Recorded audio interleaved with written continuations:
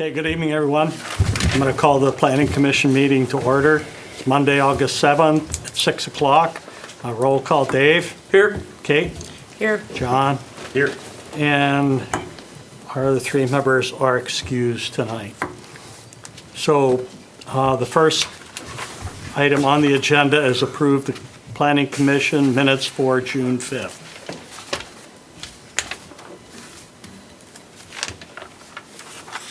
Looking for a motion. Move to approve the minutes.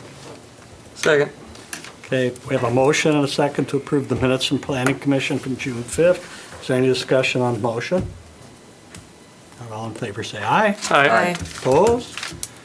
Okay, the next item on the agenda is review of the revisions to the zoning ordinance chapter 635. We're going to have the city administrator do a presentation before we open the public hearing. Matt? Thank you, Mayor and Planning Commission. Just one item action, I'll turn it over to Bob Colson, who's with Cedar Corporation. Since our last meeting in June, there was a revision that we added. It specifically does with R1 zoning district. Previously, the R1 zoning district basically had wording in the language that as soon as a home is built, any and all homes within the R1 district could be converted to a duplex unit. So what we're doing is we're striking that language. There's a image map within your packet tonight that was sent out that basically we will still keep the conversion of up to 3 homes, 2 duplexes within a 600-foot block. So based on the image and the work that we did, although the map is not extensive, it doesn't show every single duplex within the city of Prescott within the R1 district. It does allow for up to 3 still to be converted to duplexes within a single block. And so the ones that we have found, we don't think there should be any block within the city where we create a legal non-conforming use in terms of a duplex unit within the R1 district. So I don't know if there's any questions on that before I turn it over to Bob, but that is a new addition. Not including the PUD, obviously the Palmetto PUD had about 38 duplex units that were approved as part of that, so those are separate. Those obviously are all grouped together. If there aren't any questions, I'll turn it over to Bob Colson with Cedar Corporation. Good evening. So my name is Bob Colson, and we're the consultant that was hired to go through the zoning ordinance review. And what I am going to do is just go through an overview of when we started, what we did, some of the big ticket items. This is not a comprehensive line by line review of the ordinance. We don't have time for that, but it was a substantial change in some things in the zoning code. Some of those came about because clarity. Some of them came about because there was some need to address state statutes. Some of them came about out of need that the city has identified, and some came about because there are new things that are happening today that weren't happening at the time that the ordinance was written. So again, my name is Bob Colson, and this hearing is held to allow citizens the opportunity to comment on the proposed text. This is Chapter 635. There are text amendments, we will talk about amending existing text. There's eliminating some existing chapters that happened in the ordinance, and they were creating some new sections. And there's also a map amendment, and the map is up there for review, and we'll go through that as we get through the ordinance. So ordinance amendment timeline. So this started back in June of 22, where we came under contract to go through the ordinance amendment process. We met several times with staff before we started showing up with the Plan Commission.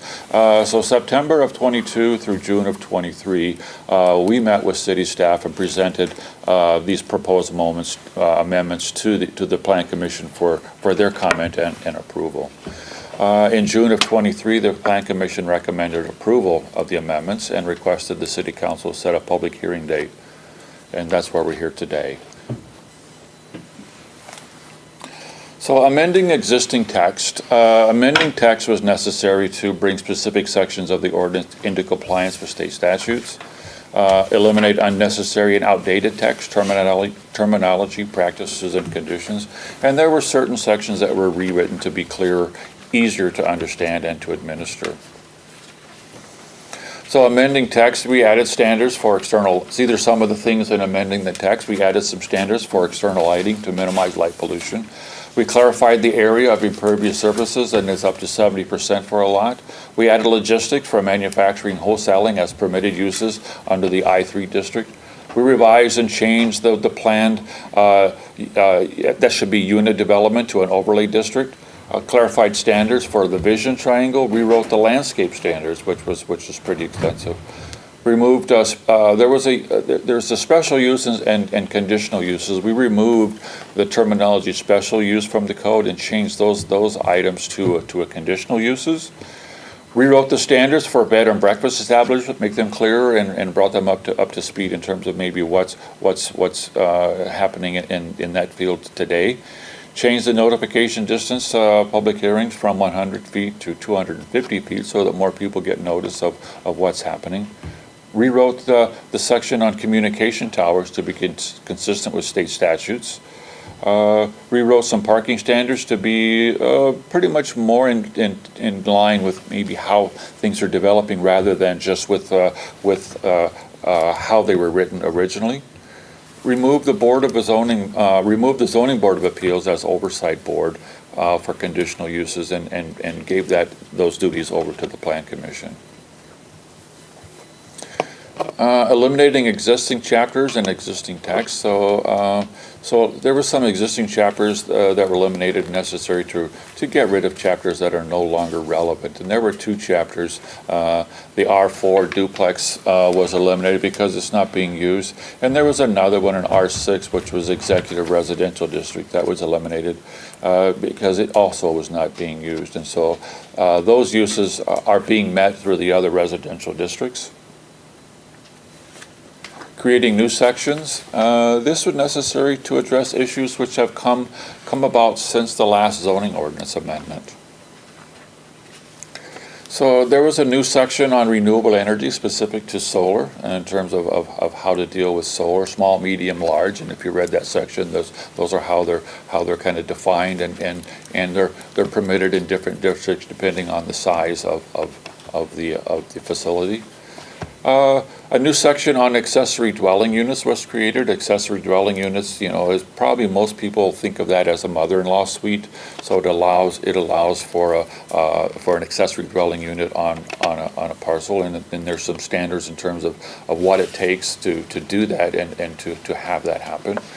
There's a new section on charging electric vehicles. They are here to stay. The ordinance did not speak to e-vehicles and especially the charging of those. And so where they could happen, some of the standards around how to deal with charging electric vehicles was added.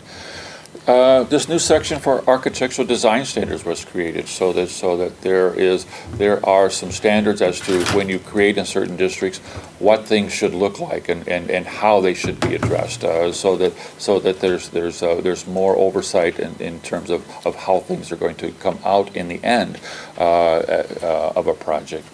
A new section on short-term rentals was created, and the state statutes talk about, what is a short-term rental, and this was written around the state statutes, but it helps the city to speak to that and help those that are in that market to understand how to navigate and deal with the city on short-term rentals.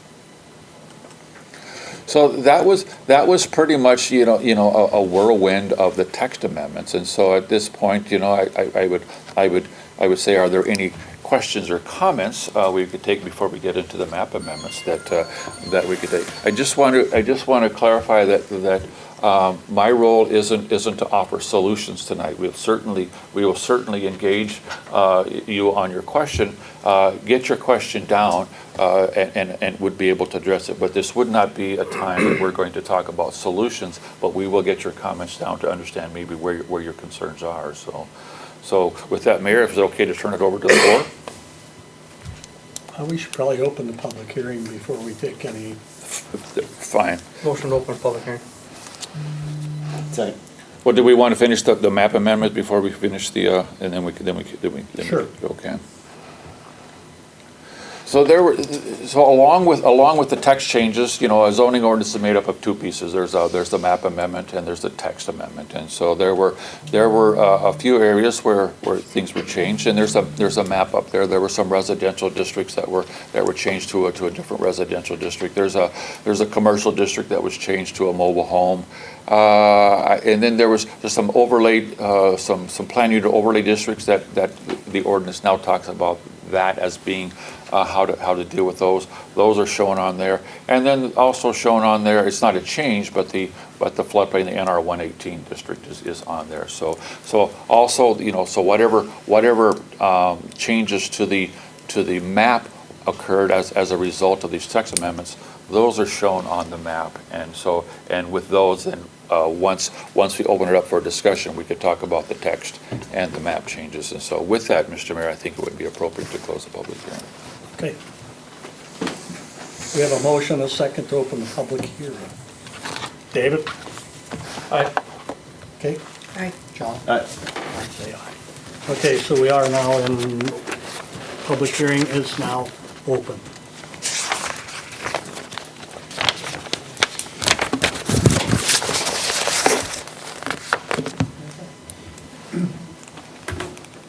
Come up here, I tell just us have a who. question. Is there a list of the new classifications? Because we were R2 or switched to R4. If you go to the city's website, R4 is duplex. We still, if a lengthy question, you need to come up and address it, please. Name, where you live, All right. thank you. My name is Chris Most, and our family has the Great Rivers development out on the southeast corner of town. And the zoning classification, we're being proposed from R2 to R4. And if you go to the city's website, R4 still is duplex only. So my question is there an updated list where we can see what that actual classification of R4 means? It says R4 single family. Well, I mean, does that include, just to get clarification on that. Yes. And then is that going to be put on the website somewhere, or is that something that we can see? I could take this one in. Yeah. So on our website now on the front page, under news, there's a proposed zoning changes, chapter 635. So if you click on that story, it has all the documentation, the public notice, the full changes to chapter 635 for accessing. And so that will have the correct crossing off of the zoning district 4 and renaming single family district R4. Perfect. Thank you. I'm just going to camp out here in case there's other comments. They'll need to come to the podium. Anybody else?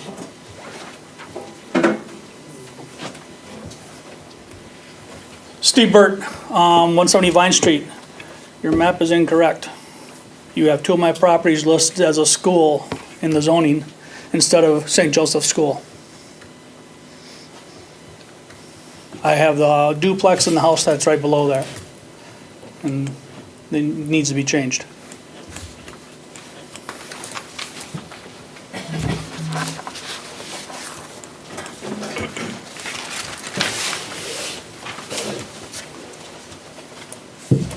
My name's Rick Murphy. I'm one of the owners of Sarnell Chevrolet. And I'd like to discuss vehicle sales and service establishments moving from permitted use to conditional use. I think that's kind of crazy, at least in our opinion. We've been here for 91 years now, and to go from a permitted use to a conditional use, I just don't see where we're going with that, as a city and stuff. We've been there forever and ever and ever. We have a problem. It's not something we can support. You guys are obviously the ones making the decision on it. I don't know why we're included. I don't know if we can answer why we're included on that, or being excluded, I guess I should say. It's coming out for some reason, it's crossed off, it was a permitted use, so. I don't know if it's something I get an answer on or something, or if it's just something we have to bring up and kind of hope for the best, I guess. Well, as I spoke, I can't offer solutions. Okay. Maybe talk about, with staff, maybe some of the things behind that, but we're not offering solutions. I did write it down, and we will have We a did talk discussion. about that with staff, and we're still adamantly against it.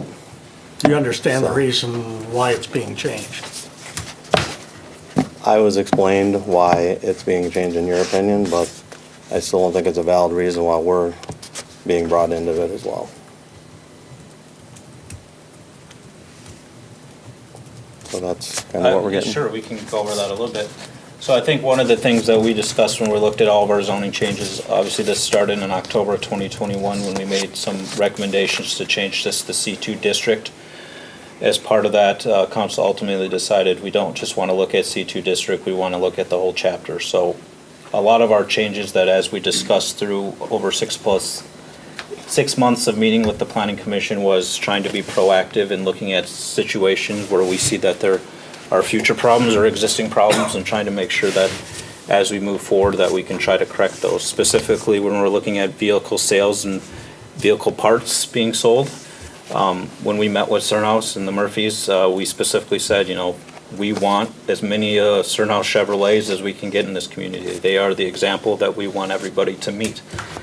However, we do have others in this community that unfortunately do not have that same requirements, or not meeting those same standards in terms of a well-run, well-looking business, and they affect not vehicle, but property values around them. They affect, you know, all the properties surrounding them, and also affect our own city and how it's run. So looking at that and seeing that as an option and trying to be proactive, we looked at conditional use permits for vehicle sales, specifically in terms of setting conditions and turning it into a conditional use permit. What that allows us to do for new vehicle sales moving forward is it just sets those conditions that we can put forth into a conditional use permit, and if those businesses don't meet that, then that gives us an opportunity to then, you know, look at that conditional use permit and see if we want to keep carrying it forward or if we don't. So that was, you know, our rationale when we talked about this at Plan Commission before and as a city. And So, so, and that, let me jump Yep. back in, so that's my Thank you. point exactly. We've done nothing wrong, we haven't done anything wrong. You guys are saying somebody else might come in and do something wrong, so therefore we're gonna make you a conditional use, or we're gonna punish you because somebody else might come in down the road and do something wrong. There has to be a better way to do it. Now, I know everybody can say it's not a big deal, you're still permitted or conditionally permitted and stuff, but there's not anybody here who can sit and tell me that something can't come up down the road that can cause a problem for us, being a conditional use versus being a permitted. I mean, there's always something that can come up that could be unforeseen. You guys might not realize it, we might not realize it. There can be council changeover, there can be commission changeover. I mean, who knows what's gonna happen? We just can't support being switched from a permitted use to a conditional use. It just doesn't make any sense in our eyes. If you wanna do it to people coming in, I mean, that's kind of up to you, but it just doesn't make sense. Okay, and so I'll explain it to you. Zoning, you can't say, well, we're gonna change this zoning or we're only gonna force it on you and I not understand them. that. You can't do that, so that's why I you're. understand that, so that's why I say we That's why I should. included into it. That's why I'm Now, the saying we only should be thing doing it. I would throw out there, and I guess I'm not sure, is did the city give you a letter saying, again, what it is, let's just say you do sell the business Mm-hmm. and someone comes in and decides they wanna put a bunch of junk cars in the back. Yep. That's what we wanna try to prevent. So I get it. if it would make you guys feel good, and again, Bob would know this, maybe the city gives you a letter saying, you're permitted, you're grandfathered in, and unless you change what you're doing right now, Mm-hmm. you will always be what you are. But see, that's part of it. We don't know what could change. I mean, you don't know what the future is gonna hold. I mean, you're talking about electrical vehicles, obviously, those are gonna be permitted at some point, but, I mean, there's unknowns that we can't predict. You can't predict, nobody in here can predict it and stuff. So, you know, a piece of paper saying that doesn't do me any good either, at least in my opinion and stuff. But So- if I could just comment, so the use, you know, is sales. And so whether it's gasoline or diesel or electric, it's automobile sales. And so, you know, if you're not gonna change your use, then you could continue on and. I understand keep that. going. But if you wanna change the use, and be something different than, or come in with a new automobile than the conditional use. But if you stay within that use, whether it's e-vehicles or other vehicles, we don't differentiate between. I understand where you're going. I understand everything that you're saying. We still can't support it. I mean, you guys are gonna do what you're gonna do and stuff. It just seems like we've been there forever, we've been permitted forever, and now you're saying, well, we don't want businesses like you, is what you're saying. That's, because you're not leaving us as permitted anymore. It just seems like there could be problems, and there's there's really no advantage to us to going to this, and, I mean, the city's obviously gonna have the final say on it and stuff, but we're just saying we're against it. And I understand that you can't just pick ours and say, hey, you guys can do this. That's why we're against, the whole zoning redo on it. If you can come up with different solutions, I mean, you can let us know. I mean, we already had a meeting with city members, city staff, and kind of went through it all, so we kind of know, the reasons behind it and everything, but that's kind of where we're at, so. Okay. Thank you.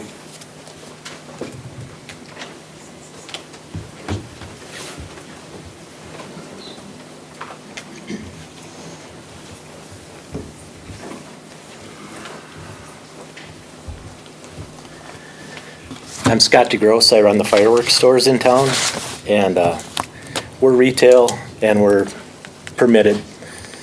So it was a little surprising when I saw the quote from the city that said our two buildings could be seen as primarily storage because they're open such a small portion of the year. That's a direct quote. It's pretty troublesome. Are we a target of the city to be reclassified at some point?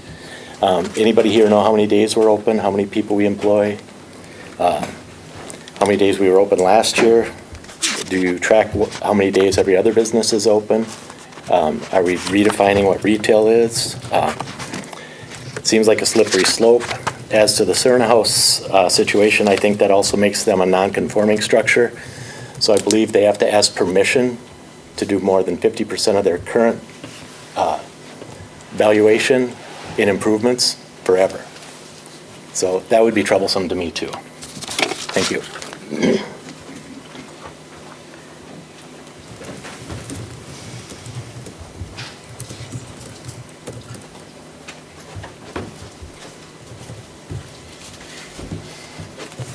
My name is Pat Bekachik. I'm with the Mobile Home Park in Prescott here.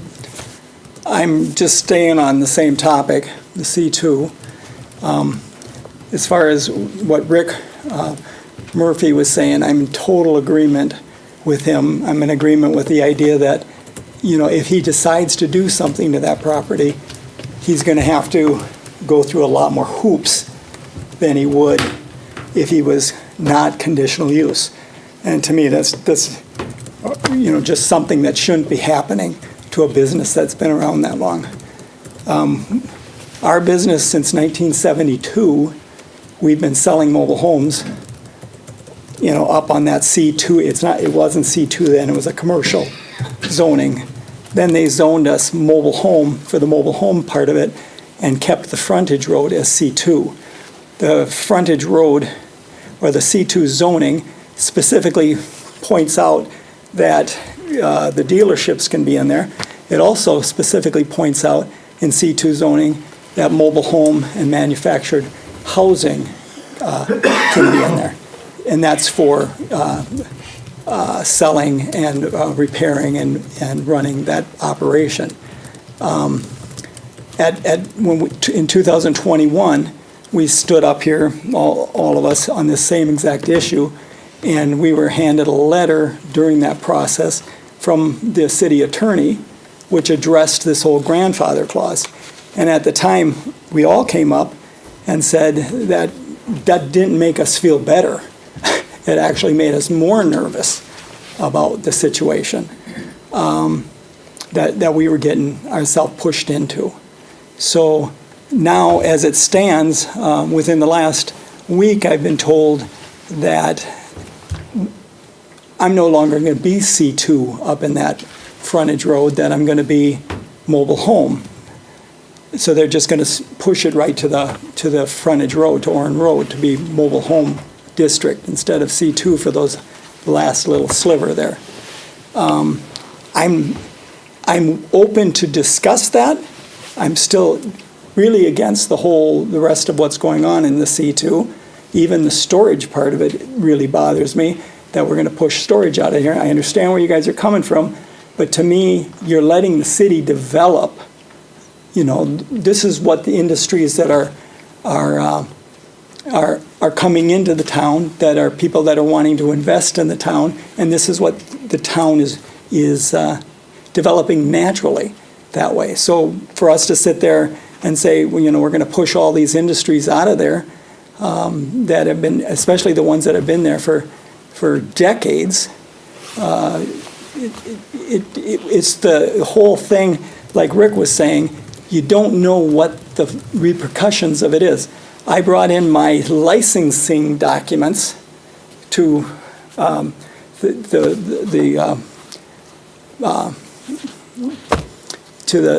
city staff here, and I showed them on my licensing documents that I can't apply for my license unless I say that I'm conforming to all, zoning ordinances. So now all of a sudden, I'm not only not conforming to them, I've been crossed off completely. They're not putting me anyplace else. And now they said, well, let's change you to mobile home. Well, in mobile home, it says you cannot have a dealership in mobile home. So now I'm really not conforming. So, I'm a non-conforming. And I understand, too, that our industry really varies. So there's been times that we've had, a lot, 21 mobile homes at our peak, brand new mobile homes sitting across that frontage property, And now there's times right now, the mobile home industry is really not doing well with the pricing and everything. So we don't have anything up there brand new. But that doesn't mean 5 years from now I'm not going to want to do something, or my son might want to do something, or whoever might take over that business.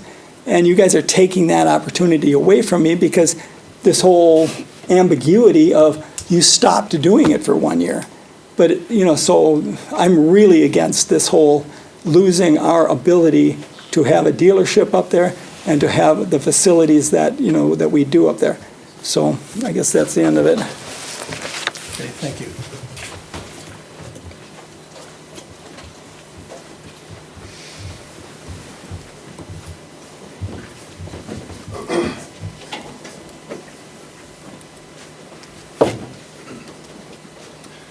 My name's Adam Bauer. I live in Welch, Minnesota. I bought the JDL woodworking building next to Gary Reese up on the hill by the fireworks place.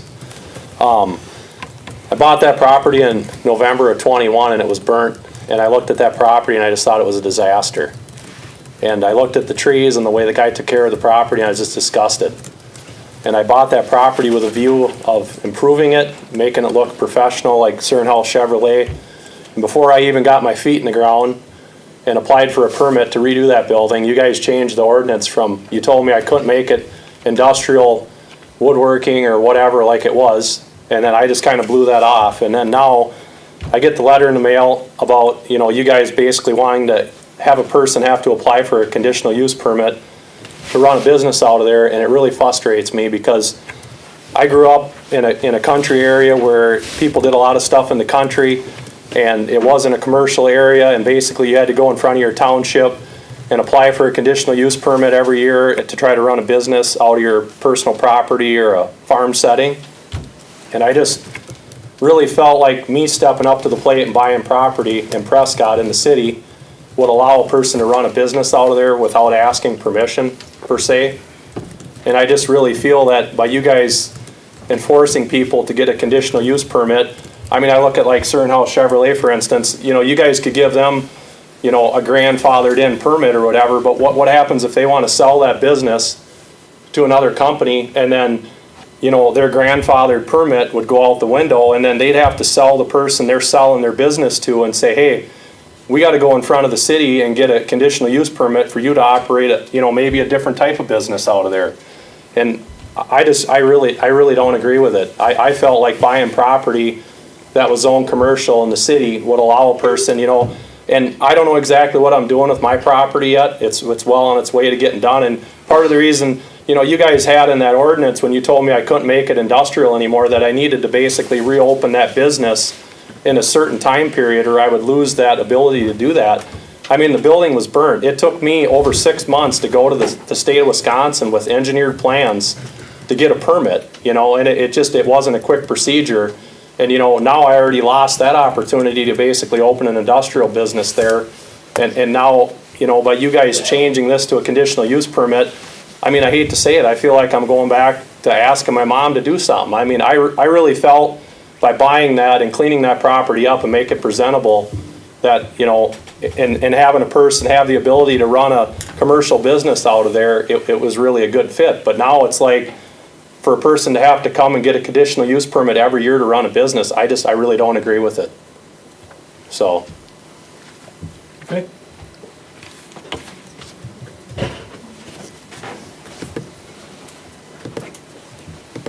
Bob, do they have to get a permit every year? No, only if that was a stipulation that put on by the city that you needed to come back. But normally conditional use permit are not an annual. People need to speak a little louder I'm so sorry. everybody can hear them. Yeah, so the question was, is an annual one for a conditional use permit, and does it normally no? So it would be sometimes if it's a very unique or a new project or a new use, the city may say, well, we're not sure, maybe we want you to come back, give us some time to get some experience. But normally conditional uses permits go with the land. So once it's granted, unless you violate the terms of the conditional use permit, it continues.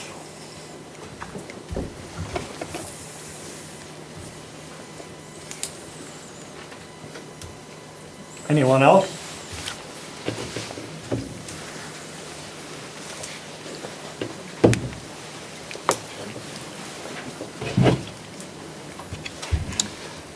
My name's Rich Sheely, not spelled like the sand and gravel folks. I am not well informed on all the details here, but I have a concern for St. Paul's Lutheran Church is also in that same stretch there with Cern House, and I don't know how a conditional use permit would affect the church. Does the church have to get a conditional use permit as well? I have heard many stories in the past where cities who are not in favor of churches clamp down on churches because they don't like their approach. So I'm concerned a little bit about the religious persecution that can happen. And I am also concerned about the fact that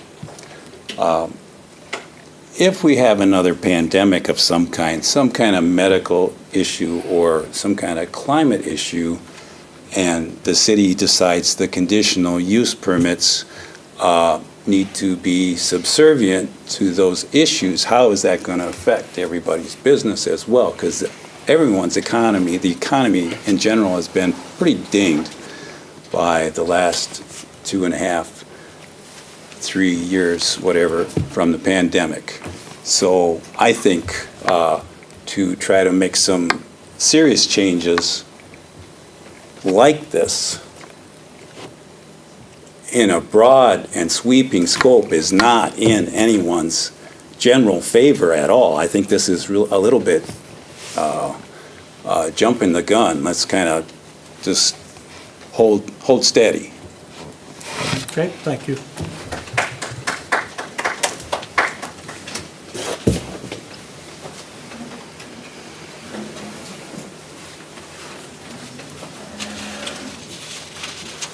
Good evening, my name is Mary Swanson. I live in the development Mr. Most came up and spoke about. So I'm at 481 Northern Lights Drive. So I'm going to ask for clarification because when I went to the website, Matt, and I pulled up the edits, and the way I understood our zoning, it would go from actually a multi-family zoning to a single family. And I want to know if I saw an old draft, if I am misunderstanding. I understood you're taking out R5 altogether, making, or R3 or R5, I can't remember which one, R4 or R5, and a renumbering system is occurring. And we're going to R4 where it's just single family. It's not duplexes, it's not multifamily. Am I correct? Because I want to make sure based on what he said that I'm understanding this correctly. Correct. Okay. And then can I just make a comment? I've been in this community since, I don't know, it's like 10 or 11 years old. It's a small town. And the Murphy family and other businesses in this town, we need all the economic engines, not to mention the philanthropic engine that like Cerna House is to this community, what they give to this community and what other businesses give to this community are really important. And the last thing we need to do is put in more restrictions, things that make us more anti-business. It has to be things that encourage business and encourage development and encourage growth and encourage more tax money. I don't know about anybody else, I just got my reassessment. So I don't know if that's the plan for new taxes here, but it was shocking. That was shocking, and it's off topic, and I'll stop there.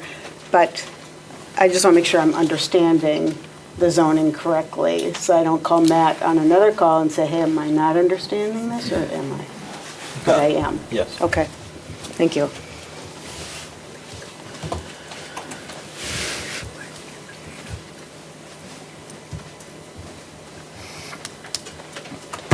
My name's Thomas.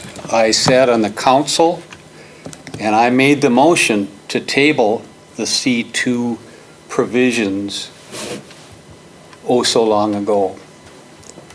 And I've been watching very closely this entire process, and I'm not necessarily against what you're doing with the rezoning, rewriting the whole code, but I was kind of surprised to see basically the same thing we tabled come back. That's all I have to say.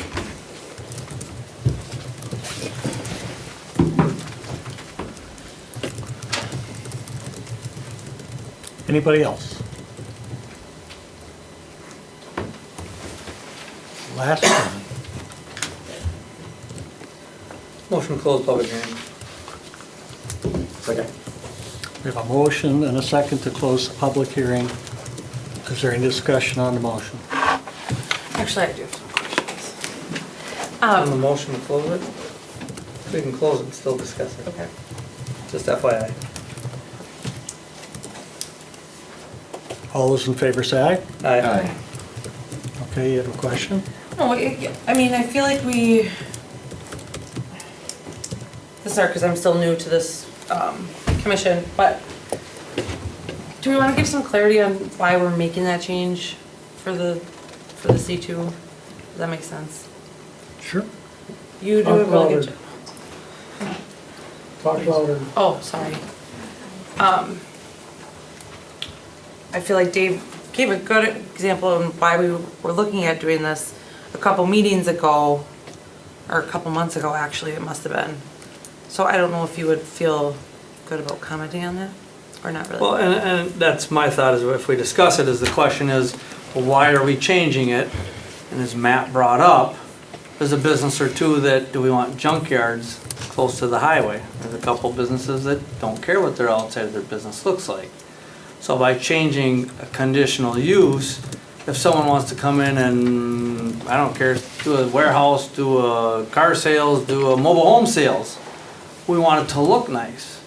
And so by having the conditional use part of this, and I know Certain House real well, is to make sure, again, they sell it, they're a car dealership, and that guy thinks it's great to take every piece of junk car and put it in the back lot where they have their nice, used cars.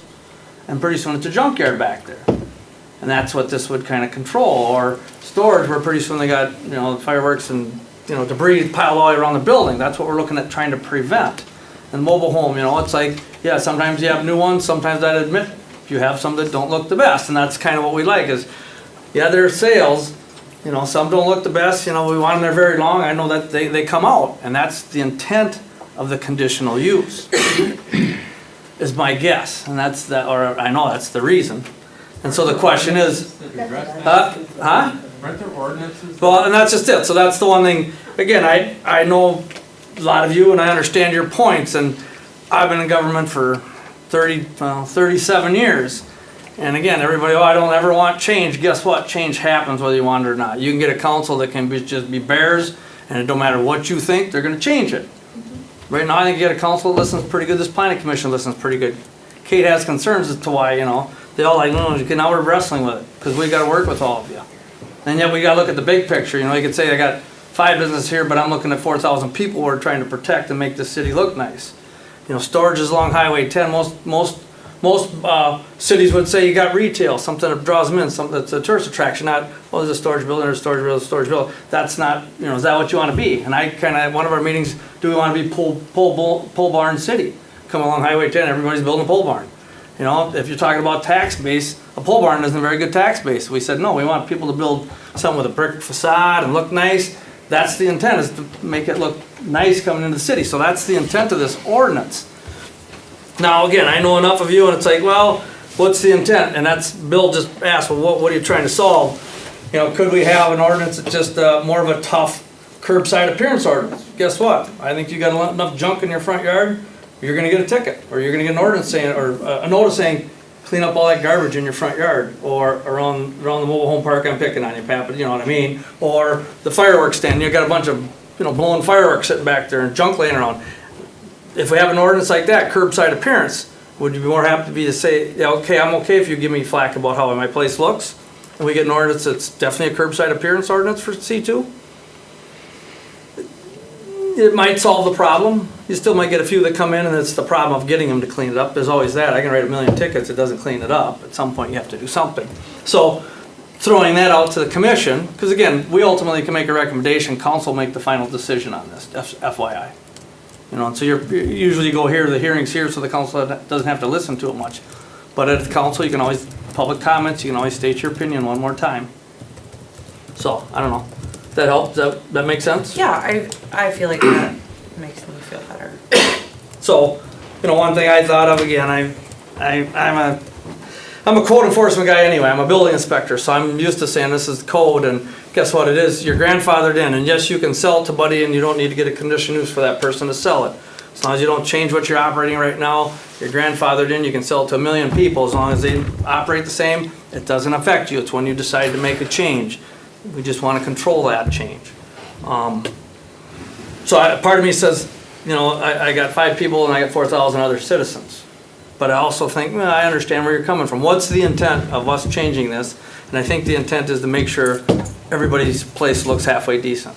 That it's not just lets everybody do what they want. I know one gentleman there, Adam, out in the country, some back in the day out in the country they did what they wanted. They didn't have any ordinances to worry about.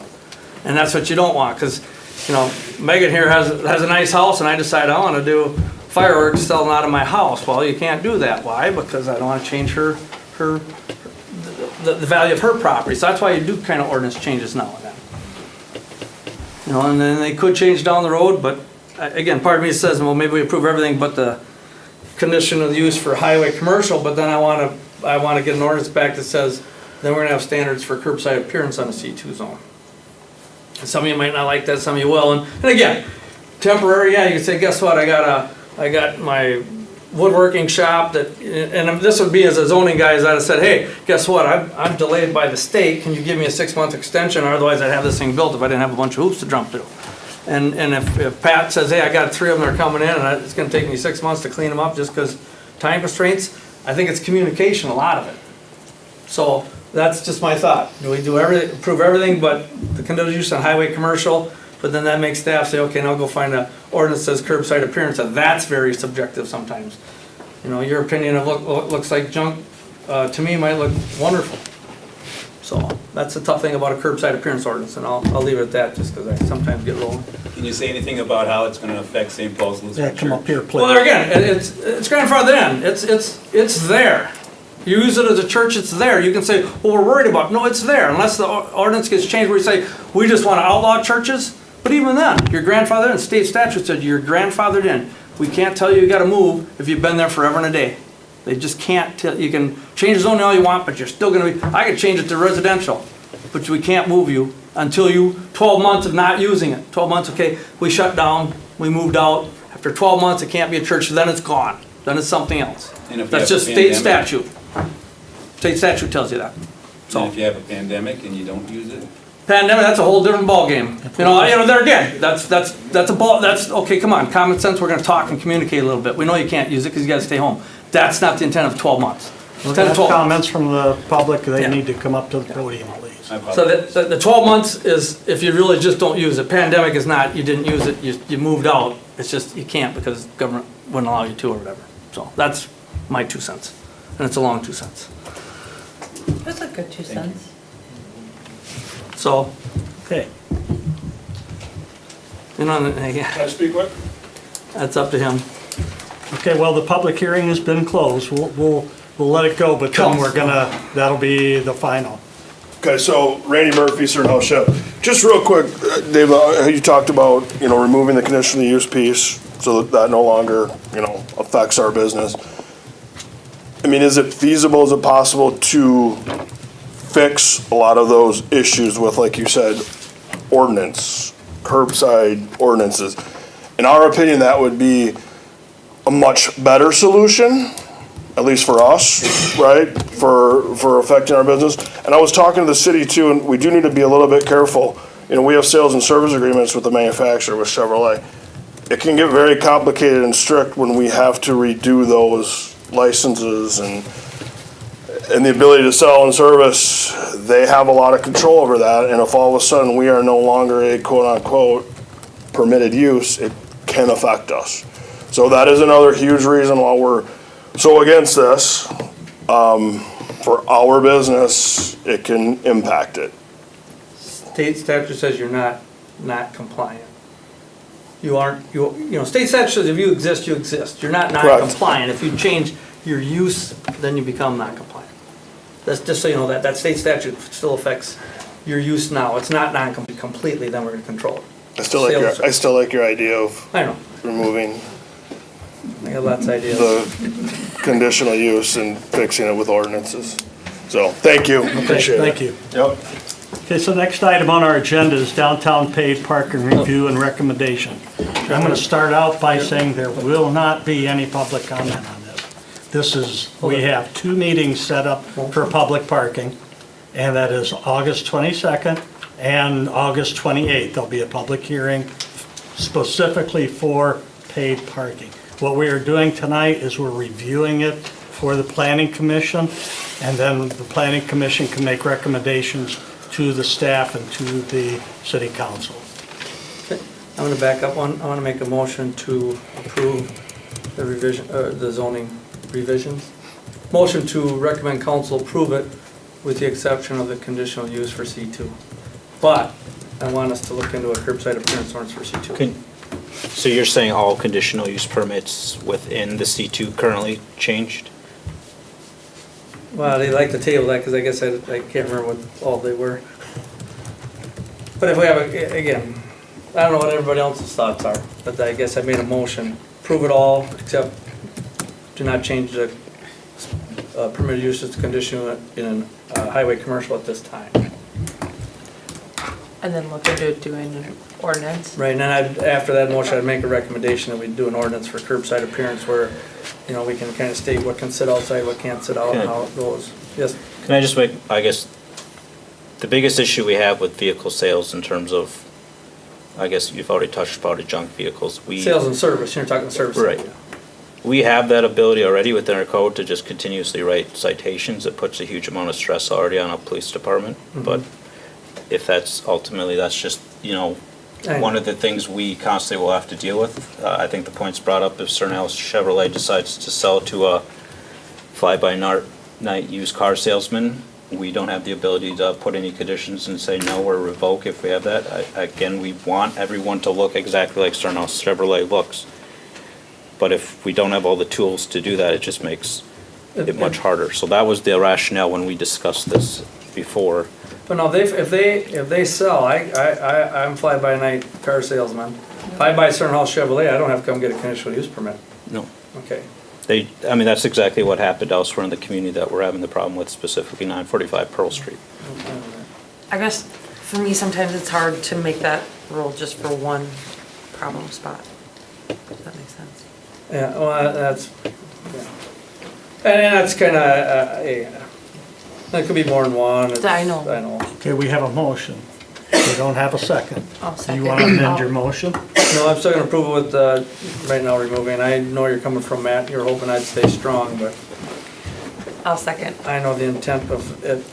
Okay, we have a motion, a second, to approve the revisions of zoning ordinance, chapter 635, with the exception of the C2 conditional use permit. that correct? And Any just- discussion on the motion? Mayor, just so I can read it so I understand. So we're adding back in for permitted uses, manufactured mobile home services, and sale and vehicle and equipment sales and service establishments, warehousing, wholesaling, and storage establishments. So all those will be back into the permitted uses.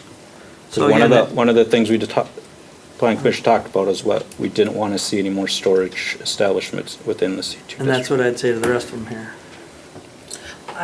Yes, I understand. I don't really, and that's one of the reasons why I was kind of for this too. I don't necessarily need warehouses up and down or storage, mini storages up and down Highway 10. Really, it should be hotels, motels, and restaurants. And that's what Prescott is a resort town. We want to bring You're other than pulling, that. you're putting it back the way it was. No, I That's what never- your motion is. I never said that. Oh, yeah, back to the way it was, I know that. Okay. But what Matt's asking is if I just say, okay, we just leave sales and services out and still throw the fireworks under that box, you know, where they have to have a conditional use. You know, or the mini storage, because I don't really care to have mini storage up and down the highway, I definitely would say that. I guess for now, I still want to change some of that, but at this point, I don't want to pick and choose just yet. And yet, we'd have to go through the hoops again. We're gonna have to. John, what do you think? Yeah, You're kind of quiet. Did you fall asleep over there? You usually give me your 2 cents. I like that. I'm throwing him under the bus now. He's like, Taking it all in. I know. It's a lot. You know what? I guess the council can change it back, and I would probably talk to a few council people and say, hey, I think, maybe I didn't want them all out, but at this time, I think just to move it forward. Who do you leave in there, though? Who do you and who don't you? Definitely, I would just not have mini storage. Is that one of them? Or is it just storage? Just, well, warehousing, wholesaling, and storage establishments. Warehouse. Sounds to me like we need to take that back and look at it as a whole. I think so. Well, I hate to hold don't up think everything we're at a to. point right now where we can pick and choose on what is and what isn't gonna be in there right now. I mean, we've been doing this for, 2 years. That's why I don't want to hold up the whole thing. That's why I take that out now and say we can talk about it some more. And maybe wait 6 months, get this through and get it passed, and we do have an avenue to solve the problem we're trying to solve somewhat. That's the cleanup. Number 2, which Matt knows I'm strong, that's why he brought up again, is we don't need many storage up on down Highway 10. I We agree. need commercial and industrial where you're generating nice tax base and a nice view of it coming into the city. Well, they got restaurants, they got hotels, and they got a nice river. What a place to go visit. That's really what we should, shoot Okay. for. But for now, I guess, I want to keep the rest of it moving forward. John? You don't have to say anything, I don't care. You can call for the motion or the. I've got, all those in favor say aye. Aye. I Opposed? I'm opposed. Oh, I know vote. I'm torn. I know you are. Can we table it? No, it's gonna go to the council. Council ultimately makes the decision. We're making a recommendation. If we shoot it down, the council then will carry it, decide if they wanna follow our recommendation or shoot it down. So that's one thing. We're just the recommendation people. We don't make the ultimate decision. That's fair. How did John vote? I didn't hear you. Right now, I John didn't. doesn't vote. Oh, yeah, go ahead. I forget. Do I have to vote? No, you don't have, you can abstain. I'll abstain. But then do we have a majority? Yes. Because you two voted yes. Okay, so the motion passed. Okay. Now, moving on to the next item on the agenda. Downtown paid parking review and recommendation. Carter, take her away. Hello. We'll fast forward out of here.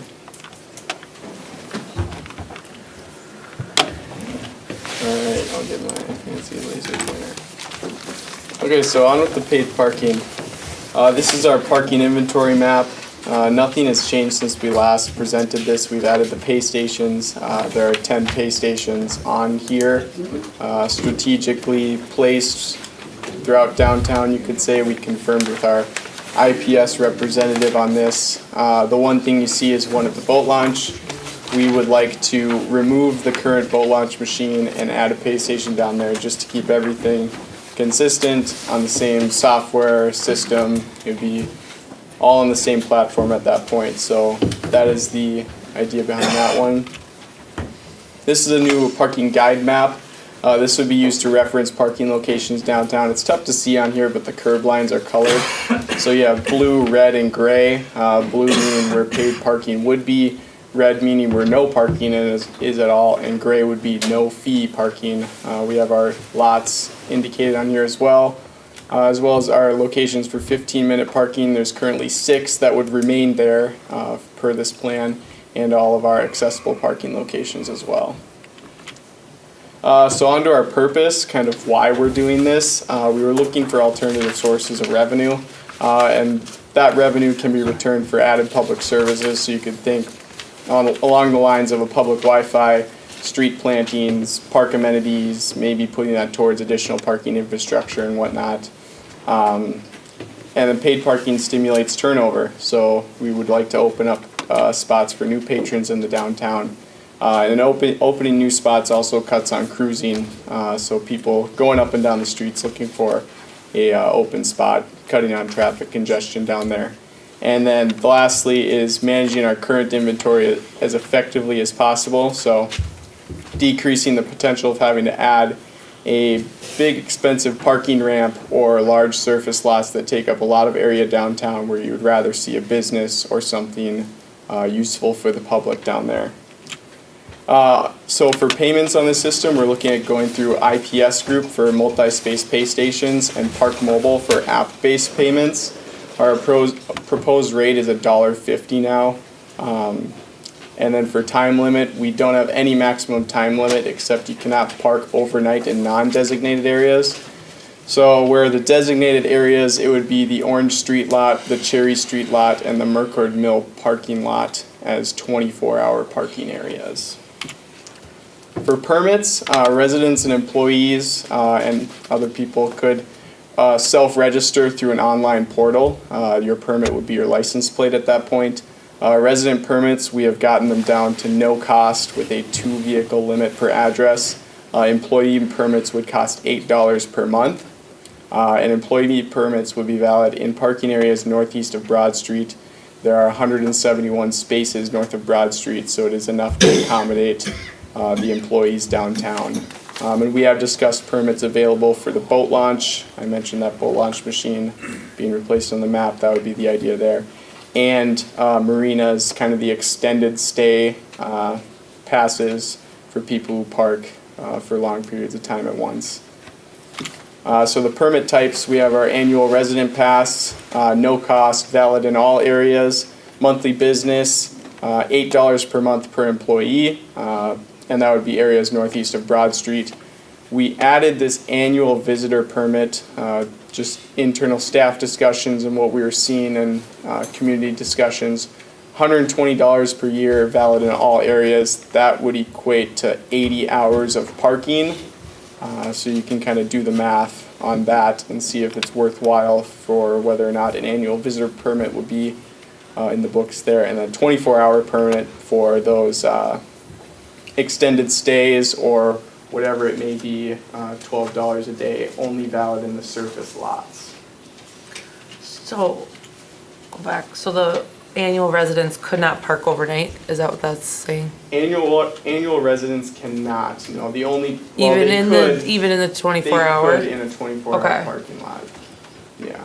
And how come, just a quick question, I know we had talked about in the last meeting, the cost for, not that this is a bad thing, but just how come the cost for annual residents went down? Just because it was cost effective not to charge them? Yeah, and we really wanted to bring that down to the residents because I think like we touched on, residents are already paying taxes and that money already goes towards parking space upkeep and whatnot, so having a cost for a permit, we really didn't want to burden our residents on that. I like that. Yeah, so. On to enforcement now. We'll have 2 police vehicles outfitted with license plate readers and a software that scans license plates. Parking citation is currently at $60. So the process would be, officer would scan a violator's license plate with the LPR unit. The officer could then write a citation using the IPS citation management software. And then that citation is immediately pushed to our municipal court system, which cuts out a step in our previous process where our court clerk would actually manually enter the citations. So now that's just an immediate transfer through the databases, and it actually will save some administrative time as well. The proposed meeting schedule on this, we are currently at today, Monday, August 7th, at the Plan Commission reviewing this parking plan. Tuesday, August 22nd will be our next time visiting this, and that's the Downtown Business Informational Meeting, and there'll be 2 times for that at 11 a.m. and 3:30 p.m. For businesses to come in and ask questions regarding the parking plan. Then we're going to have our full public hearing on Monday, August 28th, open for all the residents and public to come in.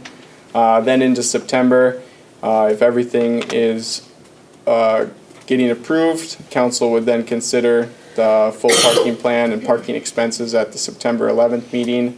End of September, the parking plan would go out in our quarterly newsletter. And then late fall, early winter is when the parking infrastructure could be installed and implemented, which is barring any setbacks with contractor schedules and whatnot. And then I will turn it over to Matt to discuss some of the funding and other financials.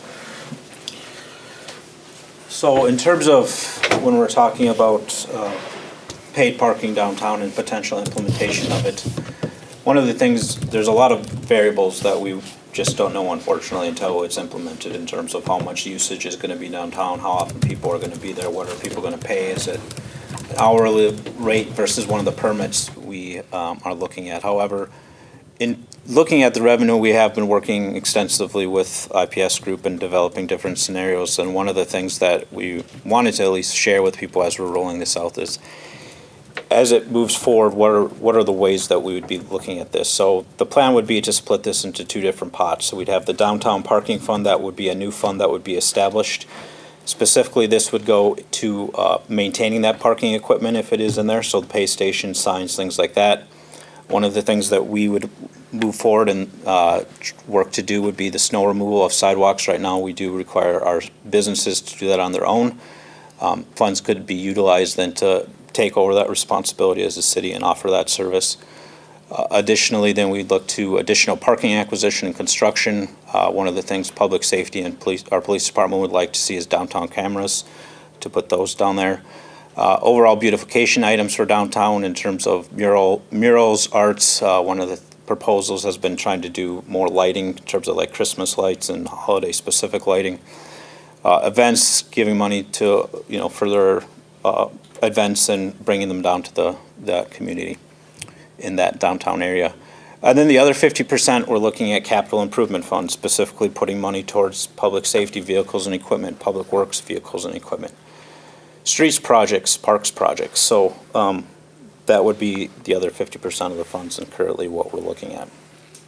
This would be with the assumption that the initial money is all going to be going back to the paid parking implementation. So there will be a set amount of money that we'll have to spend to begin the process, and then once that money is paid back, that's when these funds will be utilized. So we released this last week on our website and on social media. One of the biggest feedbacks we heard right away was, and I think it's valid, there are areas around us that are not our residents that say we should also be allowed to get permits.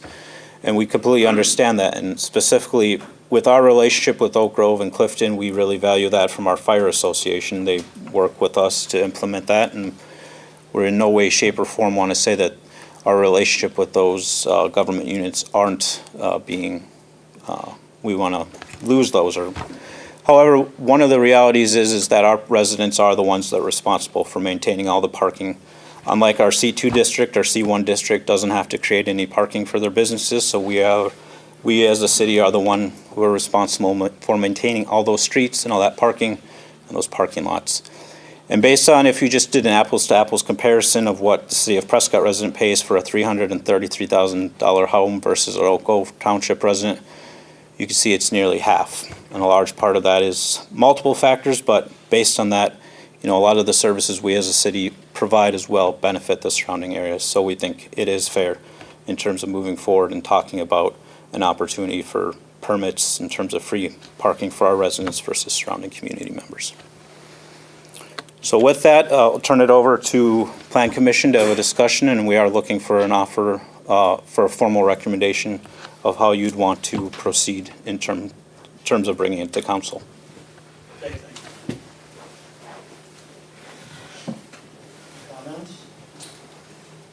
I just want to clarify, we were just talking about, Matt, with the surrounding communities. The proposal is to not allow permits for the townships? Yeah, so the way we plan on doing verification with our own addresses in town is we're going to be using property records and utility records. So if a utility count is more so probably what we're going to use, because generally when somebody moves to town, they open a utility count. There are going to be instances where we won't have either, so we will have to do more legwork. So if we would have no real way of verifying those surrounding areas either. That would be one of the other issues. I guess this is for Matt or Carter. What was the reasoning behind the 2 vehicle maximum? So as we started getting more and more into this and we look at residents, again, we're already putting the onus on police to be able, enforcement. What we don't want to do is create a situation where we're filtering all those additional permits to our police department to try to run them through the system to verify their Prescott residents. We want to have a resident apply for it online, they submit it to us, we say, yep, that address matches with something, and we approve it. So it's not going to be a lengthy, what we'd be worried about is obviously we know there's going to be people who don't like paid parking. If somebody just decides, well, I have an unlimited amount of vehicles, I could just start throwing them at the city and they're going to have to approve them all. So basically, the idea was if we're going to do this, try to have some sort of limit so we can't just go crazy in terms of the amount of vehicles that we would have to be reviewing for each address. Although that is still, obviously, as we're in the review process, you can still change it. What are your thoughts on that? I don't think that's gonna be hard to. I'm gonna have a driver next year. That's We're gonna kinda what I have, was yeah, thinking. we have 3 cars. I know Violet's gonna wanna go down and get coffee in her car, so like, I mean, then does she have to pay? Technically. So I think that's hard. That's gonna be a tough one. What about golf carts? Have you thought of that, since they don't have license plates? So I guess I'm not really sure where golf carts are parking currently. There wouldn't be any plan for making golf carts purchase permits versus not having a permit. This is also a hard one though, because I can walk downtown. So like, You could do the first 2 are free, and after that it's $5 or $10 for an annual one instead of $8 a month. You could say, okay, now your annual sticker would be, and it helps pay a little bit for what he's talking about. 2 free, and then after that it's $5 or $10 an annual sticker. That's just, I'm throwing that out there. And my one question, of course, so is this a study, or this is the solution when the planning committee asked to help solve the parking problem downtown? Is that what this is, or is this totally different than what we kind of recommended or asked for? This is totally different. This Okay. came about as a conversation back in October of 2021. No, that's fine. That's what I thought it was originally. Parks and Public Works Committee at the time. All right. Any other discussion or questions? I don't have any other recommendation other than what you said. If anything, try to figure out where a resident can buy more than one, but maybe it's an annual sticker of, well, like golf carts are $25 a year. Maybe the annual sticker for the additional cars other than your first 2 are $25. Yeah, I Or is it think- 30 now? Golf carts don't have license plates. I know, but I'm just saying, it's just what's a reasonable amount? 5, 10, 20? I'm just saying, I don't know how we'd enforce that then. golf carts or the extra cars? I'm talking extra cars. Okay. Extra cars. I think the extra cars, I think you're gonna have to come up with some sort of solution on that one. Just where we, there can be a happy medium of, okay, you got a couple drivers in your house. 2 cars, I don't know. I still say an annual sticker for the 3rd, 4th, 5th, and 6th, but I That's don't know not a what bad that would, idea, yeah. I don't know what the fee would be, what the cost to process it. What were your thoughts on golf carts, Carter? I think last time we brought it to Plan Commission, Steve Most wanted to see dedicated golf cart parking, and that's something we've kind of looked at in the downtown, but it's tough to find area down there. Number one is they can't go up and down Broad Street because that's Correct. State highway. state highway. Oh. They can only cross it.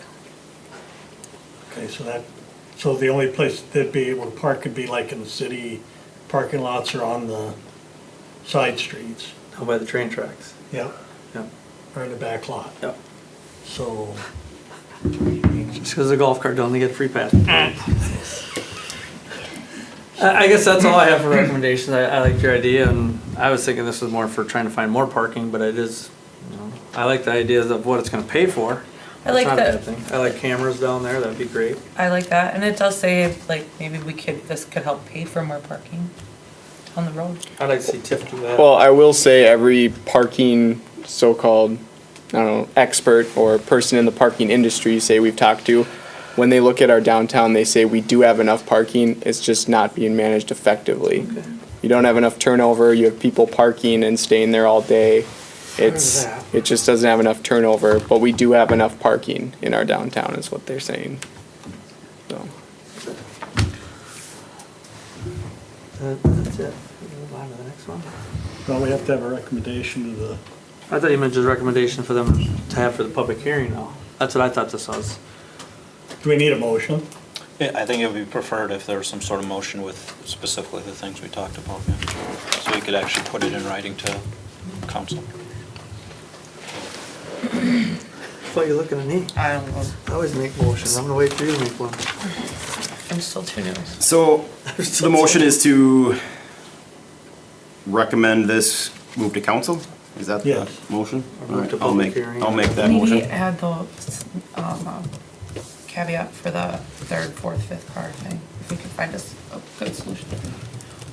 You want a motion to recommend approval of this with the addition of residents after their second car, there's an annual permit for Or 3, 4, something, and 5. some solution to For the that. reason. You don't wanna do that? I don't know if you wanna do that or not. It's your motion, John. Yeah. Sure, we can add that. I'll make the motion with caveat of adding additional vehicles per address. I second that motion. Okay, we have a motion, a second. Whispering. Is there any discussion on the motion? Thanks for all your hard work on this, Carter. I know there's a lot of issues that have been raised by everybody in the community, and that's great. I think we need to take all that feedback. I hear like 50-50. Yeah. And that's why they have a public hearing. Making a recommendation No. before you hear that community No, feedback? we're not taking any comments from the public. No, it's not, it's just, this is just going to council, and then council will hear I mean, that. that's what it sounds like right now. No, this will just go to council, then council gets to make the final decision. Taking any comments from the public, I've So how been can we make perfectly clear. recommendations about feedback? Okay. So, any other discussion on the motion? Not all in favor, say aye. Aye. Opposed? Okay, motion carried. Thank you. Any other business? I mean, that's, Well, and again, just to clarify, because you said it earlier, and maybe they didn't understand it. It'll go to council, there'll be a public hearing before council makes the final decision. Yes. That was stated earlier, there's a public hearing yet for you to state your opinion. The planning commission says, yeah, we think it looks good, take it to your public hearing, have a public hearing, and then the council decide. Am I That's correct? correct. Okay. Then why do you take comments on the zoning? Because that was a public hearing. The public hearing, as I said at the beginning of the meeting, is on the 28th of August. That still goes to council with your recommendation. Yes. You aren't willing to listen to our comments on this, because you wouldn't with them. We're not, you're not on the agenda. We can't just willy-nilly off the agenda. That's not on the agenda, okay? That's why we set up specific meetings for paid parking. And what it is the council wants to have the public hearing, not the planning commission. That's why you can't do that here, where zoning normally, the planning commission hears that public hearing, not the council. Just who's in charge of the public hearing? In this case, parking would be the council this time. That's why it's not here. Matt? I have nothing else. You have no other business? I thought you were gonna say something. Oh, we have, next meeting's Tuesday, September 5th, although I don't think there'll be any agenda items, so most likely we will not have a meeting in September. And Rick Miller, our planning commission member, is no longer gonna be able to serve. He's moving out of town. So I have found, I've asked Mike Hunter, and it will be on the council agenda next month. Motion to adjourn? Second. All in favor, say aye. Aye. We are adjourned. Dave, thank you for all the reply. When our opinion will be here.